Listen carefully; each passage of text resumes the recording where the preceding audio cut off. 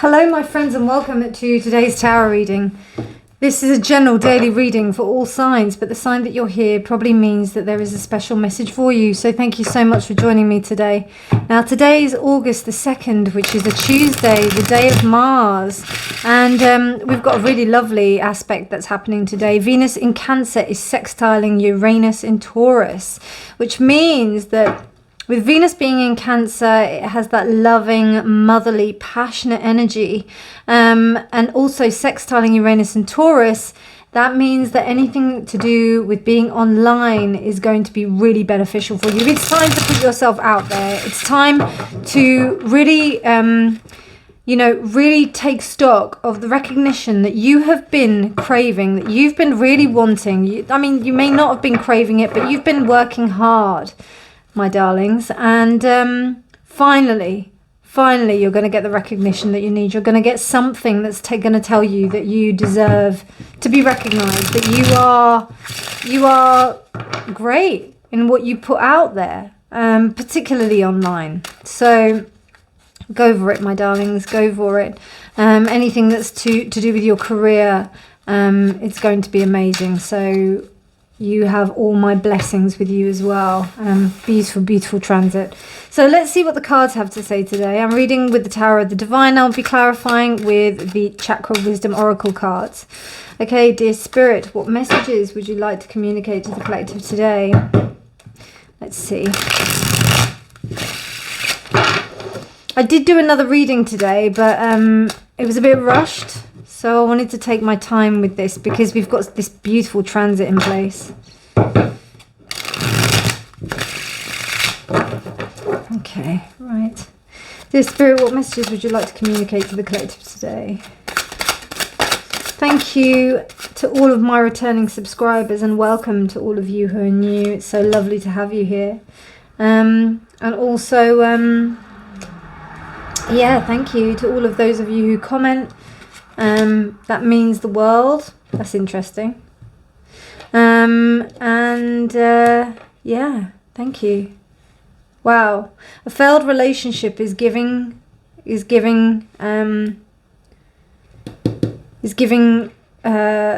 leeway to something new for you to be able to have a true relationship.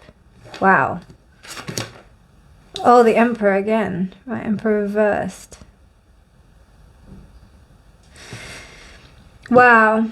So it's almost like the failed relationships here have given rise, Chariot reversed, have given rise to you being able to embrace the relationship with yourself. Wow. The Moon. The Emperor. Wow, look at that. Both reversed.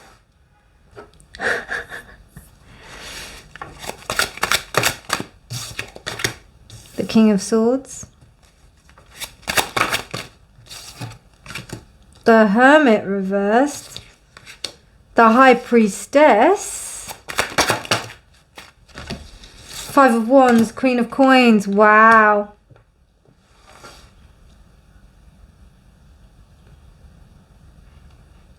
Yeah, so goodness.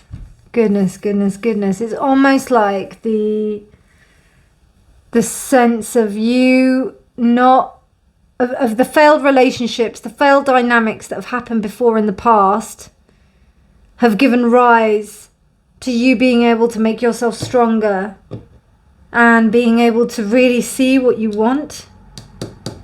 You know, I love this High Priestess because it's Shazarade. Shazarade? I don't know how you pronounce it. But anyway, it's the tale from A Thousand Nights, which is where the tale of Aladdin comes from and other really famous tales.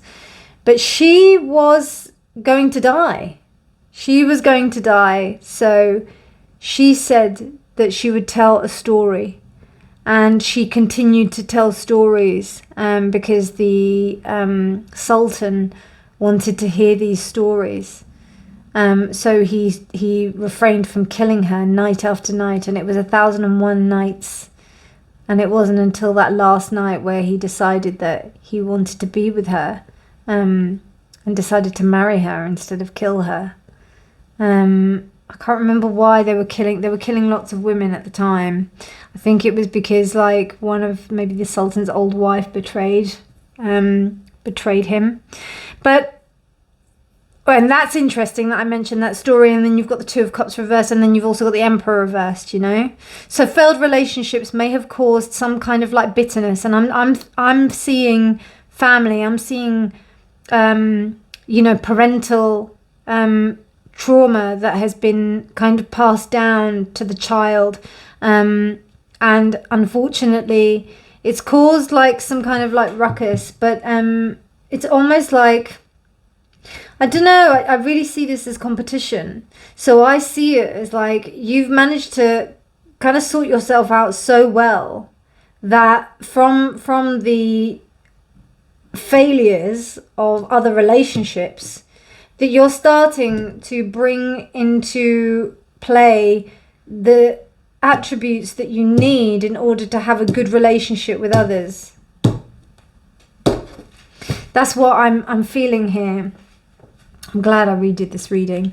This Queen of Coins here is, you know, this lack of stability, which just tells me that, you know, this was a situation. It was a really, really like tough situation. It wasn't too bad, but I mean, like, as in like, I don't know, I feel like this competition is about you and about how like people are vying for your attention. I don't know. It's almost like people are seeing that what you've been through, and they don't know what you've been through, but it's almost like they're seeing that the end result of what you're showing, that you, because you haven't shown them that you've been through all of this. It's like under the surface. But you're getting yourself out there after deep introspective work. And then you're also in with the King of Swords energy and with the High Priestess energy. So there's a big sense of detachment going on here, which is very attractive, you know. The more detached that you are, you know, it seems to me like more people like to come to that, you know. They want to get involved with that. They're like, oh, what's this mysterious kind of vibe? But you've got the Emperor and the Empress reversed. There's some deep shit that's gone on here. There's some deep stuff. Like, I don't know, you could have had like some really, really tough relationships. There could have been some really tough, you know, and this could be relationships all throughout your life. It could be about relationships that happened, you know, with work colleagues. It could be about all relationships. I wouldn't be surprised, because our relationships get, they're modeled on the relationships that we have with our parents.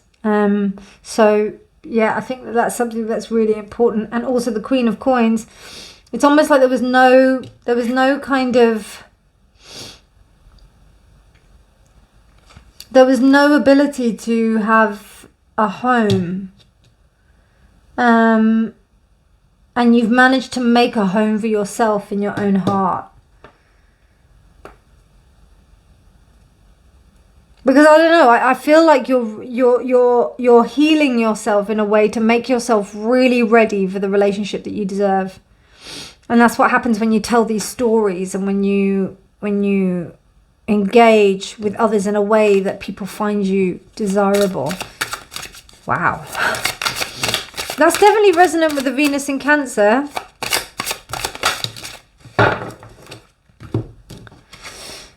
Gossip. Wow. And what we have here is we have a character who looks really lovely, but then we have these other two that are kind of like looking down their glasses, and they got their hands crossed. So, and it's the heart chakra as well. So yeah, people are going to gossip about you. It's interesting because the other reading was actually quite similar. The other reading was that people are going to try and slander you. So it came through anyway. And, you know, with the Emperor and the Empress reversed, you know, this also might be people around you as well, senior positions of people that are around you. But I don't know, I feel this is more to do with the relationship of your mother and father with each other and with you as well. This is that might only resonate with some of you. But yeah, with that High Priestess and the Hermit reversed, I feel like you're ready to step out there, but you're doing it in a way that's really congruent with who you are. Like you're not gonna allow yourself to go any other way, you know. And what's really interesting, I've just noticed she's got grey hair. yet she looks younger than those two, which is really interesting. So there's a real sense of maturity that's going on. It's like your heart has been through so much. Your heart has been through so much that it's cracked open and now it's free. Now the gold, the light is coming through. You've been through some tough, like you've done so much work. And I think it is in relation to relationships. I think it's because you've learned from your relationships. And I can relate to this reading. I majorly learned through my relationships. I really believe that that's the biggest teacher of all, how we interact interpersonally. So yeah, and that lack of success has been actually a driving force for you to embrace your shadow, your inner beast. You've made the choice that you're going to love yourself. It's that old caveat, I've got to love myself before I love anybody else. But it's not as simple as that. Because we don't learn unless we work with other people, unless we're with other people. We can't understand each other unless we are with other people. So it's all well and good you locking yourself and hiding yourself within a cave. You have to be able to learn how to interact with others. If you go and meditate in a cave for however long, and then you come out and then people make you really angry, and you're reacting to it left, right and centre. I don't know how, for me, that's not a yardstick. For me, the yardstick is how you interact with people, how you deal with stuff when you're put into situations where you could die, where it is high stakes. And I know that this King of Swords says that, and it's that sense of detachment. The King of Swords and the High Priestess, they are the epitomes of detachment. They are the ultimate sense of detachment. But when we're talking about detached, it's not about being cold.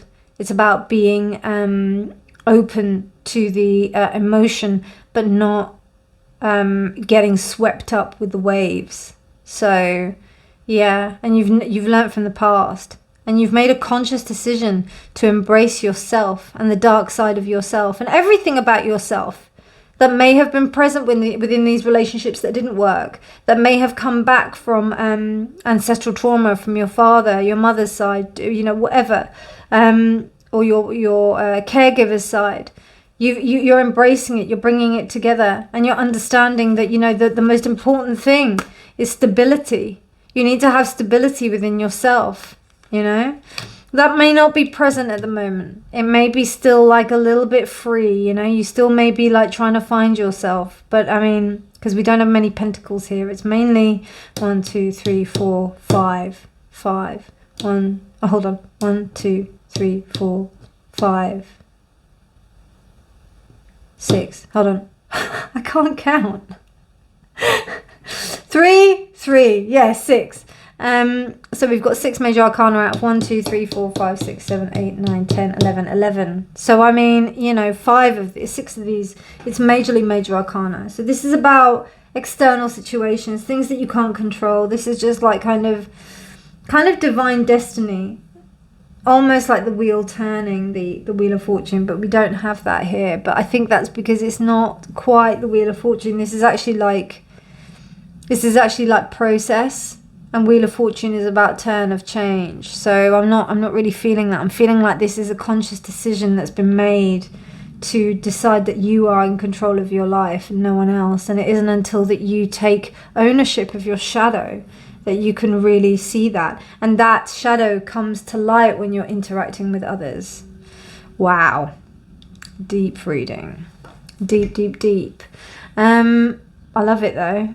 I love it. There's an awakening that's going on, isn't it? And look at that. Everybody's like, oh my God, this is so amazing. You may have people kind of testing you to try and test whether or not that this is, you're seeing the triggers kind of come up to the surface, which would signify with the moon. But also there's a sense of people seeing you in this space and really liking it. So they want a piece. So yeah. I hope you enjoyed that reading, my darlings. Beautiful, beautiful reading. If you did like it, please do like it. Please do subscribe for more videos. I upload every day. But otherwise, you have a beautiful day, my darlings. It's so wonderful to read for you. And thank you for watching. I really appreciate you. Take care, my darlings, and I'll speak to you soon. Bye.